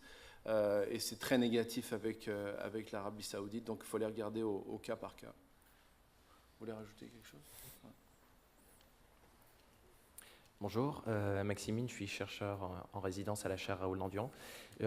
Avant les élections américaines, Foreign Affairs publiait un excellent article qui était quand même très intéressant sur le fait que le ministre des Affaires étrangères Zarif avait fait une tournée des Grands-Ducs en Amérique latine, une grande tournée qui a duré assez longtemps. Et Foreign Affairs, enfin l'auteur qui écrivait, s'inquiétait justement de voir l'Iran taper aux portes, en somme, de ce fameux hémisphère de l'Ouest qui tient encore à cœur à certains politologues et certains stratèges américains. Ma question est la suivante. Quelle est votre opinion sur cette grande tournée qu'a fait le ministre Zarif, surtout à la veille des élections américaines? Est-ce que c'était une volonté de faire une sorte de pied de nez à Washington, le fait de démontrer que l'Iran est de nouveau de retour sur la scène internationale et que désormais il va falloir composer avec elle d'une certaine manière? Et puis l'autre élément, vous parliez de méfiance et puis de tension avec l'Iran, et puis aussi que l'Iran et les Iraniens avaient une grande mémoire au niveau de l'histoire. Est-ce que aussi cette méfiance-là de la part de l'Iran ne s'explique pas aussi dans le fait que l'Iran ne veut pas être de nouveau cet État client que certains historiens et politologues ont estimé? Dans ce cas-là, le retour sur la scène internationale, le fait d'aller même aux portes des États-Unis et de relancer une sorte de politique pragmatique ou opportuniste permet ainsi de se rasseoir sur la scène internationale et puis de nouveau de pouvoir discuter presque d'égal à égal. Merci. Juste très rapidement, mais je pense que mes collègues voudront ajouter quelque chose. Pour reprendre ce qui a été dit d'ailleurs par mon voisin, l'Iran a toujours voulu être quelqu'un sur la scène internationale. Donc il n'y a pas de doute que toutes les actions qu'ils font à l'international, que ce soit aujourd'hui avec Zarif ou que ça l'ait été d'ailleurs avec Ahmadinejad à l'époque où il était président ou de manière générale, toutes les tournées qui sont faites par les Iraniens sont un désir de se montrer comme puissance possible et d'améliorer et d'équilibrer d'ailleurs les relations internationales. Donc effectivement, l'arrivée, enfin la tournée de Zarif en Amérique latine peut se comprendre dans ce cadre-là. Néanmoins, il ne faut pas non plus oublier que les relations entre Zarif et les États-Unis sont excellentes déjà, et que les mauvaises langues parlent souvent du passeport américain de sa femme et de ses enfants. En tout cas, les relations sont très bonnes. Donc tout ceci, c'est des positionnements pour effectivement se dire, ben voilà, nous sommes là. Et c'était aussi d'ailleurs une des conséquences qu'on cherchait avec la signature des accords nucléaires. Oui, ben je renforcerai ça en disant que je ne pense pas que ce soit une provocation particulière de la part de Zarif, qui avait plutôt intérêt à jouer profil bas, étant donné les bonnes relations que l'Iran avait construites avec l'administration précédente. Et ce n'est pas une nouveauté non plus, parce que, vous vous rappelez, à l'époque de Ahmadinejad, il faisait 2 fois plus de voyages en Amérique latine que le président américain, que le président Bush. À cette époque, c'était vraiment des provocations, en se rendant au Venezuela à l'époque de Chavez, en allant dans certains pays du néo-bolivarien. Là, c'était une manière de jouer dans la cour arrière américaine. Dans le cas de Zarif, je pense que c'était beaucoup plus une tournée diplomatique traditionnelle. L'Iran a vraiment la prétention d'être un acteur international, et de ce fait se donne tous les attributs d'une telle puissance. Et une tournée en Amérique latine est normale pour ce pays. Si je peux juste ajouter un petit mot sur l'État iranien. Souvent, en fait, de point de vue extérieur, on a l'impression en fait que la classe politique iranienne, ou en tout cas l'État iranien, est un bloc monolithique. Mais il faut vraiment souligner que même si, en tout cas, on peut accepter l'argument en disant, évidemment, c'est toujours un caste ou un clan au pouvoir. Il y a énormément de schismes, en fait, à l'intérieur même de la classe politique iranienne, énormément de conflits. À titre d'exemple, aujourd'hui, Ahmadinejad, mais ça date, c'est pas nouveau. Ahmadinejad et le guide suprême ne s'entendent pas du tout. Au sein du Parlement iranien, il y a véritablement un conflit qui est perpétré. Tantôt on parle des réformateurs et des conservateurs, mais il y a véritablement des divisions de point de vue dans l'État iranien. Donc, même par rapport à des questions de tendre la main aux États-Unis ou pas, même sur beaucoup de questions, mais en l'occurrence aussi cette question-là, il n'y a pas vraiment il y a beaucoup de divisions, et ça, je pense que c'est important de le souligner. Oui, bonjour, Mylène de Repentigny, je suis chercheure en résidence à la chaire Raoul Dandurand et preneuse de notes pour la journée. Oui, et là c'est vide, je vais réécrire ma propre question après. Mais j'ai 2 questions en fait. La première, je vous remercie pour votre exposé. La première va à Madame Nahavandi. Merci pour votre exposé, il fait beaucoup de bien, à mon sens, c'est un vent d'air frais. Ma question est parce que je suis obsédée par l'intersectionnalité, peut-être que c'est ça, mais je me demande, quelle est la condition des femmes de minorités ethnoculturelles ou sexuelles? Est-ce qu'il y a une double discrimination? Est-ce qu'elles sont isolées? Quelle est les réalités de ces femmes-là? Est-ce qu'on peut les prendre dans un tout commun et fixe, où il y a diverses réalités au sein de ces femmes-là? Et ma deuxième question est à Agnès. On n'en a jamais parlé, mais je sais que dans la littérature marocaine, par exemple, que je connais mieux, il y a une liberté de parole, si on pense à Abdelataya ou à d'autres à d'autres écrivains qui parlent de sujets très tabous. Est-ce qu'il y a ça aussi en Iran? Est-ce que la littérature iranienne, est-ce qu'elle exprime des réalités diverses ou des prises de position? Et voilà. Merci. Je commence. Je vais quand même essayer. Merci beaucoup pour le cachet que vous m'avez donné, ce qui me permet de pouvoir répondre. En ce qui concerne les femmes dans les minorités ethniques et religieuses, je pense que ce que je disais sur les éléments qui influencent leur statut reste vrai, à savoir que les femmes des minorités ethniques et religieuses leur statut est régi par leur appartenance déjà, et pas seulement par l'islam, bien évidemment, en ce qui concerne en tout cas les minorités ethniques. Il y a les traditions ethniques et l'islam qui joue aussi à cet égard. Les traditions ethniques sont souvent de toute façon très patriarcales. L'un renforce l'autre, même si on peut avoir quand même des communautés où les femmes ont toujours joué un rôle très important. Je pense d'ailleurs aux communautés nomades en particulier. En ce qui concerne les minorités religieuses, malheureusement, elles doivent subir, en tout cas extérieurement, les lourdeurs de ce régime. Je parlais du voile et de l'aspect extérieur. Disons que après la Révolution, il y a probablement 2 catégories de femmes qui ont beaucoup subi les changements. C'était les femmes des classes, disons, modernes et privilégiées, et puis les minorités religieuses qui ont dû se plier à ces obligations que d'autres ont acceptées avec peut-être moins d'effroi. Mais de manière générale, le point le plus noir de ce régime, c'est les droits de l'homme. Et dans ces droits de l'homme, je prends l'ensemble, le droit des minorités sexuelles, les assassinats, les exécutions des homosexuels, les maltraitances, les obligations de se soumettre à des opérations de changement de sexe si vous êtes attrapé comme homosexuel, sinon c'est l'exécution.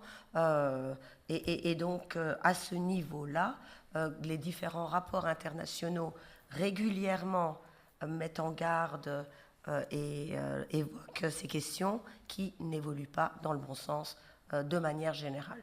Donc ça, c'est vraiment le point noir. C'est pour ça que je disais que cette question des femmes et des minorités reste quand même une question qui devra être traitée à un moment donné ou à l'autre. Alors, très bonne question, merci. Si on regarde au niveau de la littérature, c'est surtout la poésie persane qui est intéressant à étudier, et même en fait la poésie persane qui date du 11, 12 et 13e siècle. Je pense notamment à Omar Khayyam ou à Hafez, qui vont finalement, ce qui va être aussi intéressant, c'est que en fait, via la poésie, ça va être les premiers qui vont valoriser le vin. Donc toujours ce rapport finalement à l'interdit. Aujourd'hui, on sait qu'il y a une interdiction de la consommation de l'alcool, mais évidemment, tous les Iraniens adorent avoir du vin et boire de l'alcool dans leur soirée.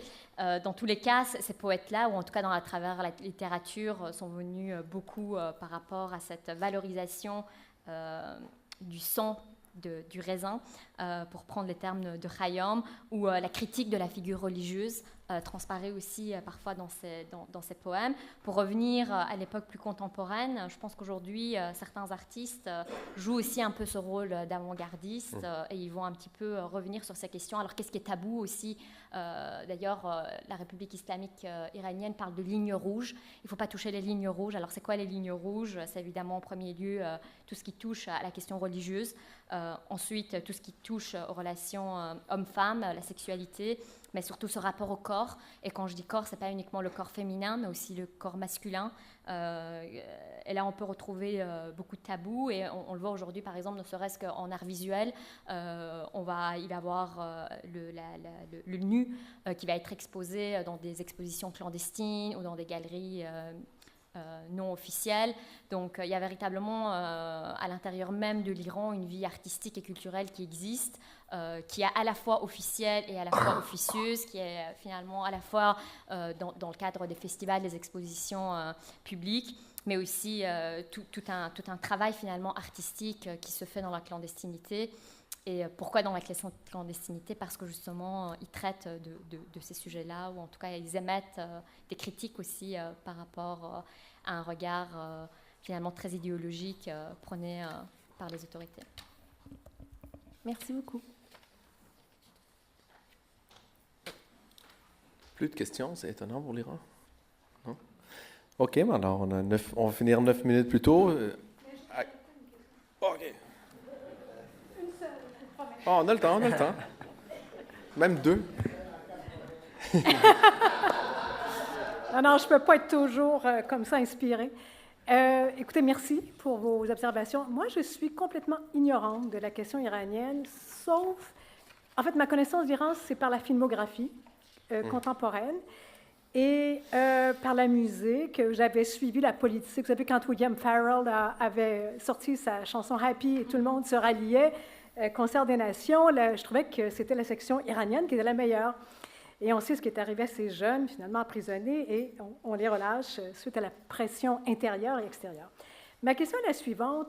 Ma perception, sincèrement, de la condition des femmes en Iran, elle était qu'elles sont peut-être la condition est un peu meilleure que dans d'autres pays musulmans, et je m'explique. C'est-à-dire l'accès à l'éducation, une éducation de qualité qui n'est pas coranique. Mais ça, je vous dis, c'est de la perception. J'ai peut-être tort. Je ne sais pas, par exemple, s'il y a des politiques d'État qui condamnent la violence faite en milieu familial. Enfin, vous savez, des choses, on n'est pas dans la pleine reconnaissance, mais quand même des politiques qui me semblaient, peut-être à tort, plus favorables à l'amélioration de la condition des femmes. Et j'aimerais avoir votre perspective là-dessus. D'accord. Les statistiques, d'abord, par rapport à la position des femmes, sont vraiment très, très contradictoires en Iran. Parce que, bon, je le reprends dans mon livre, j'ai essayé de faire une comparaison entre certains indicateurs concernant les femmes iraniennes, turques, irakiennes, saoudiennes et égyptiennes.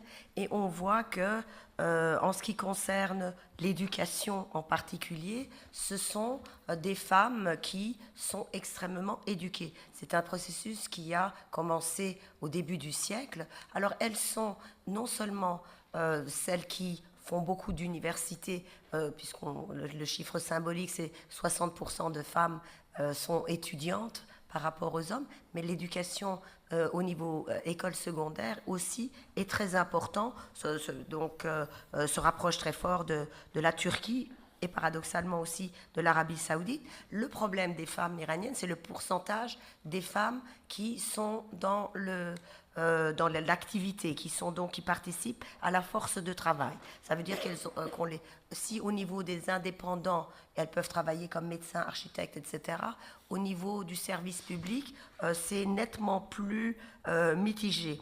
Le taux, par exemple, des femmes dans la force de travail en Iran est de 16% contre 73% pour les hommes. Elles sont plus touchées par le chômage, etc. Autre paradoxe, dans la région dont je parle, c'est les femmes qui ont le taux de fécondité le plus bas et, on peut le comprendre, le taux d'utilisation de contraceptifs le plus haut. Alors ça c'est des politiques démographiques différentes dans ce pays, mais pour revenir sur la question de la violence, il y a des politiques de lutte contre la violence familiale, mais qui sont changeants. Alors je m'explique, ma dernière slide portait sur le fait que Khamenei encense maintenant le fait d'avoir beaucoup d'enfants. Et donc il y a aujourd'hui toute une nouvelle politique à l'encontre des femmes qui est en train de se mettre en place et qui, morceau par morceau, est d'ailleurs votée au Parlement, dans la mesure où on essaye de pousser les femmes à faire plus d'enfants, à rester à la maison. Et dans cela, les interventions de la police pour arrêter les violences conjugales ou les violences à l'intérieur de la famille ont été diminuées.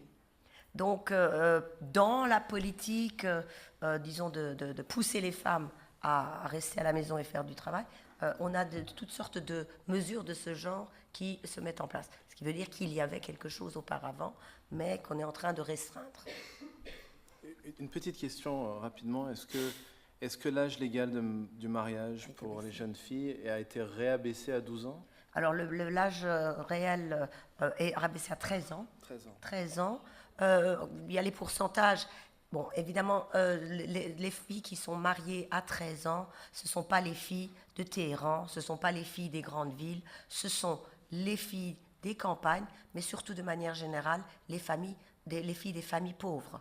On les marie parce qu'on ne peut pas s'en occuper. On cherche un mari, souvent d'ailleurs très âgé, pour s'occuper de ces femmes. Mais le pourcentage donc, des adolescentes mariées, c'est toujours très élevé, mais au fur et à mesure qu'on arrive à 13 ans, le pourcentage diminue. Mais il y a aussi un autre drame, ce sont les jeunes filles qui portent des enfants. Parce qu'il y a aussi toutes ces filles de 13 ans et moins qui sont enceintes et qui accouchent parfois dans des conditions assez difficiles. 2 dernières questions. Bonjour, je m'appelle Marie, donc je suis étudiante en études internationales. Je m'intéresse beaucoup aux questions sur le Moyen-Orient, mais je ne suis pas du tout experte. Donc merci à tous les intervenants, c'était vraiment très enrichissant. J'ai étudié un petit peu la crise en Syrie et notamment l'opposition entre l'Arabie saoudite et l'Iran.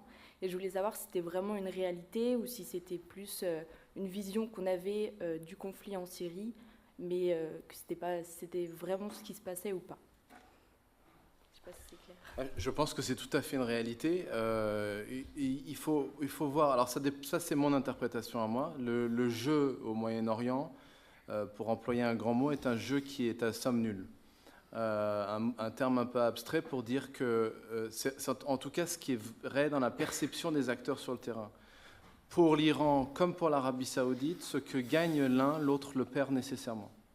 C'est-à-dire toute avancée en termes de sphère d'influence en Syrie ou ailleurs, au Yémen, au Bahreïn ou en Irak, sera perçue par l'autre camp comme une perte sèche. On parlait tout à l'heure des raisons qui pourraient ralentir ou rendre difficile un rapprochement de l'Iran avec l'Occident au lendemain de l'accord nucléaire. Ça en est un. C'est-à-dire que les puissances régionales, dont l'Arabie saoudite, mais aussi Israël, perçoivent que toute réévaluation du rôle de l'Iran ou toute réévaluation du statut de l'Iran dans les yeux des Occidentaux va nécessairement s'accompagner d'une dévaluation de leur propre relation avec les Américains. Donc la question de la Syrie est une question où les deux pays vont tout faire pour que l'autre ne marque pas de point. Ils ne vont pas le faire de manière directe, c'est une guerre par proxy. Donc on va utiliser des clients interposés et on va éviter de s'affronter directement. Si on en venait là, on verrait nécessairement une escalade très très dangereuse. Et il y a bien sûr, comme le disait Pierre Razou tout à l'heure, le jeu des États sponsors extra-régionaux, les États-Unis supportant l'Arabie saoudite, l'Iran étant supporté par la Russie, qui complique encore davantage cette relation.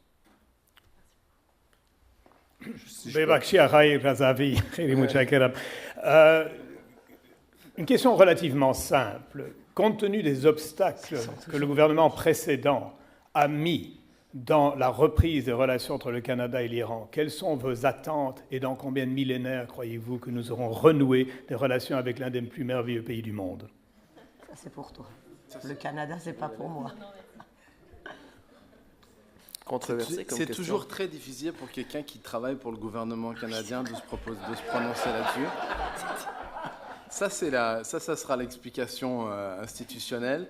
Et puis, il y a la vraie réponse sincère. La politique étrangère canadienne est souvent mortellement ennuyante et inexistante quand elle a trait à la relation avec le Moyen-Orient. On a souvent tendance à s'aligner sur notre voisin du Sud.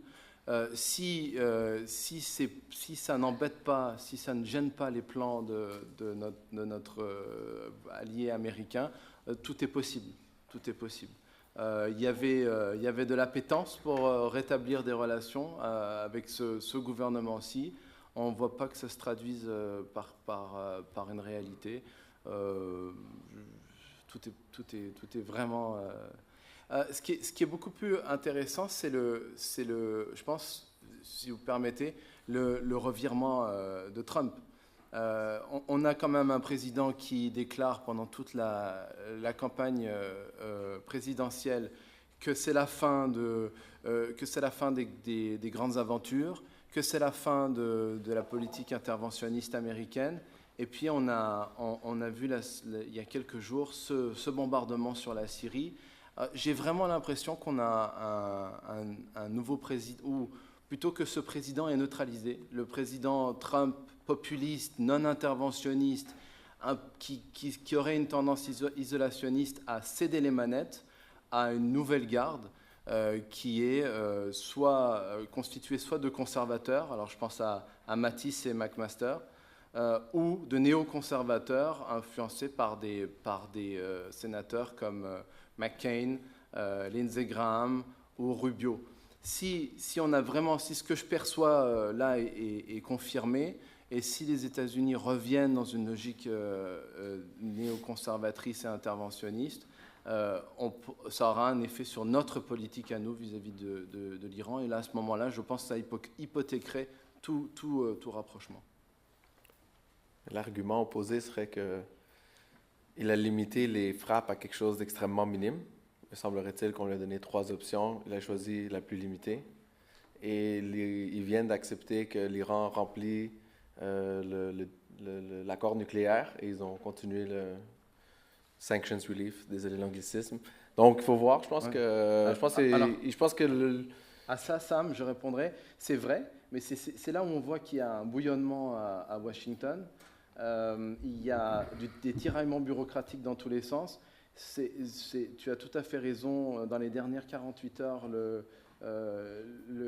c'était le rapport qui a été rendu public par le président. Elle a dit oui, c'est vrai, l'Iran joue le jeu du programme nucléaire. Et Tillerson, quelques minutes après, quelques heures après, a dit il serait peut-être temps de revoir ce programme nucléaire, cet accord nucléaire. Ce qui est très contradictoire. Alors on ne sait pas du tout dans quelle direction ils sont en train d'aller. J'ai espoir. L'espoir fait vivre.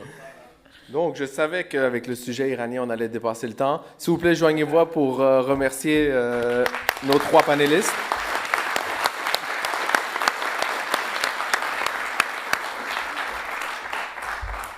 Et merci d'être resté un vendredi après-midi.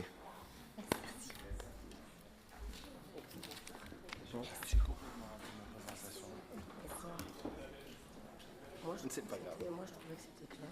Mais j'étais étonnée par l'historicité de la présentation. Oui, c'est bien présenté. Avec les espèces de slides, mais moi, j'ai aussi raté ce truc. Mais c'est ça. Le truc que j'ai présenté. Et puis non, ça faisait que...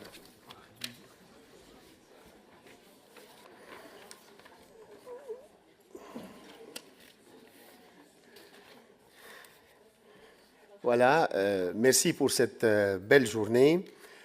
Aussi, on m'a demandé une synthèse. Certainement, je n'oserais pas aller à encapsuler ces idées si riches, si détaillées, si nuancées. Mais certainement, je suis sûr que vous êtes convaincus, sauf s'il y a un seul rebelle, peut-être je pourrais le frapper par après. Est-ce que vous êtes convaincus avec moi que le Moyen-Orient est un beau cactus? Alors, je crois... accord maximal. Un diplomate canadien, c'est ennuyant, mais ce diplomate était quand même assez comique, qui répondait à une jeune dame qui lui disait « Moi, je comprends bien le Moyen-Orient ». Et le diplomate canadien répond 2 choses. Ou vous êtes une mauvaise étudiante, ou vous avez eu un mauvais professeur, Samyaoun. Alors, voilà. Si... on pourrait dire qu'est-ce que ce Moyen-Orient en a besoin. Il a besoin peut-être du pharmacon, le pharmacon de Platon. c'est-à-dire ce poison qui est à la fois une cure et un médicament. Alors pratiquement, cette région est incapable de sortir soit un médicament pour elle, pour remédier à ses malheurs, sans que peut-être soit aussi en même temps un poison. Et c'est ce qui se fait qu'il y a une autodestruction, soit par des idéologies religieuses, soit par des puissances géopolitiques, qu'elles soient trop loin, qu'elles soient trop proches de cette région. Et c'est ce qu'on est en train de voir. S'il fallait sortir un peu de la dernière remarque sur les États-Unis, si je me permets, certainement je parle sous le contrôle de Frédéric Gagnon, qui m'a dit, si tu termines en 12 minutes, je te donne 2 scotch de plus. Alors, rappelons-nous, le professeur Lenzi le sait, Publius Decius Mus. Ça, c'est en latin, c'est le nom du magazine de l'extrême droite américaine ou de la alt-right. Et vraiment, la rivalité aujourd'hui dans la prise de décision américaine, qu'elle soit avec ce dogmatisme, conservatisme de droite, le conservatisme n'est pas une pathologie, mais quand il est plus de droite, alors avec ce qui était déjà mentionné, la délégation de M. Trump vers l'équipe militaire, qui sont dans un certain conservatisme, mais ils ne sont pas aveugles dogmatiquement. Et c'est ce qui fait un peu la différence. Et c'est pourquoi, comme ça a été dit, je crois, nous, d'ici le prochain colloque, nous voulons observer ensemble, je vous invite à le faire, comment l'administration Trump va signer sa doctrine, comment elle va sortir en articulant une vision un peu plus lisible pour nous et pas nécessairement pour lui. Alors, en ce sens, je crois le Moyen-Orient, il est dans ce paradoxe, ce dilemme mortel, cette fois-ci pour de vrai. En même temps, il est solliciteur d'une intervention américaine et en même temps, il essaie de la repousser. Et cela est vrai pour les Russes, cela est vrai pour les Européens, les Occidentaux et d'autres. Dans le cas de l'ordre politique arabe, sans verser dans le nationalisme si impressionnant des Iraniens, il faut reconnaître que peut-être beaucoup d'Arabes envient cette fibre nationaliste qu'on a trouvée sur le panel, parce que justement, il y a une mort dans les sentiments chez les Arabes. L'arabisme en tant que tel, il est presque caduc et presque hors jeu. Ce qui reste une certaine arabité culturelle, mais elle n'est pas fonctionnelle au niveau géopolitique, d'où les guerres intestines, d'où les rivalités intestines, non pas simplement Iran, Arabie saoudite, plus que ça, et je crois que ça a été posé dans une question, et il y a l'Arabie saoudite versus le Qatar, il y a le Qatar versus les Émirats arabes unis, et il y a à l'intérieur de l'Égypte sunnite contre sunnite, alors pratiquement on ne réduit pas la question simplement chiite, sunnite, malgré qu'elle est la plus désastreuse, mais quand même, il y a d'autres aussi dynamiques conflictuelles qui se font à ce niveau.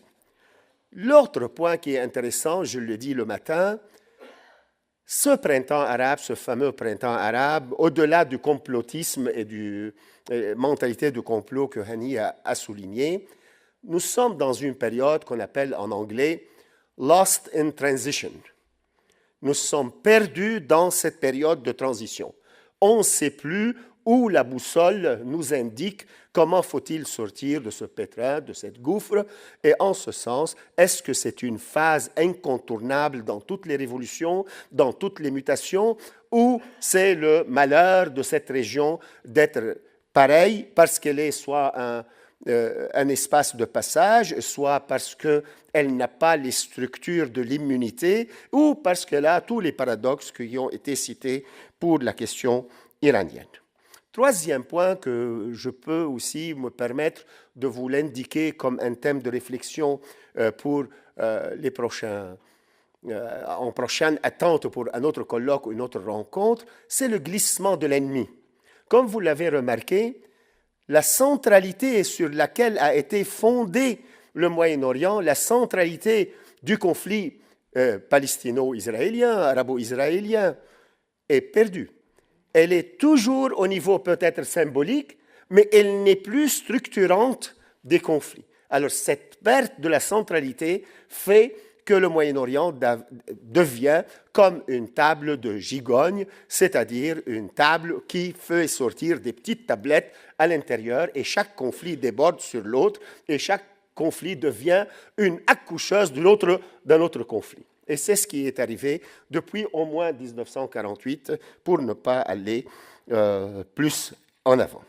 Au niveau méthodologique, on a remarqué, et cela je le considère comme une bénédiction, comme il y a un dicton musulman qui dit que les divergences entre les ulama, entre les savants, c'est une bénédiction de Dieu. Alors pratiquement, heureusement que les scholars, les académiciens, ne s'entendent pas beaucoup sur les méthodologies, ça fait une richesse, et ça fait aussi moins de dogmatisme, et ça pourrait être une façon que nous gardions un peu notre pensée plus vivante. Est-ce que c'est maintenant la question importante? Est-ce qu'il faut reconnaître que cette région a besoin d'une tutelle? La question sur l'absence des Nations Unies, la question est-ce que cette région a besoin d'un certain mandat international éclairé, rationnel, consensuel pour sortir? Dans ma dernière tournée au Moyen-Orient, j'ai remarqué que beaucoup de décideurs ont peut-être, l'ont dit presque carrément, on est incapable seul de sortir de nos valeurs. Alors, je ne sais pas si les Nations Unies, je parle aux diplomates particulièrement, canadiens en particulier, si jamais leur génie inventif pourrait faire sortir un plan Marshall plus, c'est-à-dire un plan Marshall plus un plan diplomatique, ombrella diplomatique sur cette région. Je sais que c'est naïf de ma part, mais permettez-moi de me rêver un tout petit peu. Autre point qui est important, on voit la concurrence dans cette région entre deux industries. L'industrie de la mort, et qui est de plus en plus banalisée, et une industrie qui devient de plus en plus incompétente, l'industrie des fatwas. Les industries d'essayer d'interpréter tout selon le prisme licite et illicite, avec des slogans que peut-être dans le Maghreb, maintenant on a eu plus une bonne prise de conscience que l'islamisme politique, avec ses slogans creux, l'islamisme est la solution, l'islam est la solution, signifie absolument rien. Alors on est entre ces deux industries, une qui fait une banalisation de la mort et une autre qui fait une banalisation de la pensée rationaliste et qui est la seule capable, avec être couplé avec un certain humanisme, de nous faire sortir de cette région. Alors, le dossier nucléaire, vous avez raison, je crois que ça va être la pierre angulaire de la nouvelle politique à l'égard de la région. Malgré tout, la puissance iranienne, comme ça a été décrit brillamment par le panel, va rester, au moins dans une perspective arabe, moyen-orientale, va rester centrale. Comment on sort? Je sais que l'administration Trump est incapable de déchirer ce dossier et déchirer l'entente. On pourrait peut-être faire de la pression, mais où on peut aller dans la pression? Est-ce qu'on va s'engouffrer dans de nouvelles guerres? Est-ce qu'on aura des fuites en avant par des acteurs étatiques ou non étatiques? La guerre Israël-Hezbollah qui a été soulignée, ou plus engouffrement de la situation en Syrie, même sa brutalisation extrême, ou le cas de l'Irak, la terreur Daesh, qui est une bannière, vous le savez bien, même si on n'a pas très bien insisté sur ce point, mais c'est une bannière aussi où il y a beaucoup de services de renseignement, même ceux que vous ne soupçonnez jamais. Alors, qu'est-ce qu'il faut-il faire? Le Moyen-Orient, aussi, devant la sagesse platonicienne, pourrait devenir de plus en plus des chiens à des loups, à des fauves, qui pourraient s'entretuer avec une réalité que c'est très difficile pour moi de la reconnaître, la perte de la valeur stratégique du Moyen-Orient. De plus en plus, on a une perte dans l'encadrement stratégique de cette région et dans les priorités. M. Obama l'a dit, pivoter vers l'Est ou vers l'Asie, et je ne crois pas que M. Trump est trop loin de cette même approche. Alors, que faut-il faire? À notre niveau, nous, à la chaire Raoul Dandurand, à Lomant, avec cette équipe extraordinaire, je crois, Hannah Arendt l'a très bien dit. La pensée est le seul moyen de domestiquer la puissance, et c'est dans le vide de la pensée que naît le mal. Merci beaucoup pour la journée.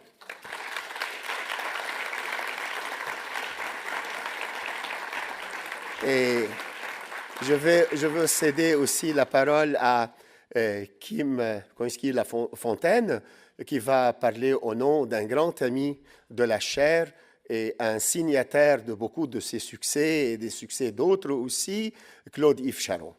Kim.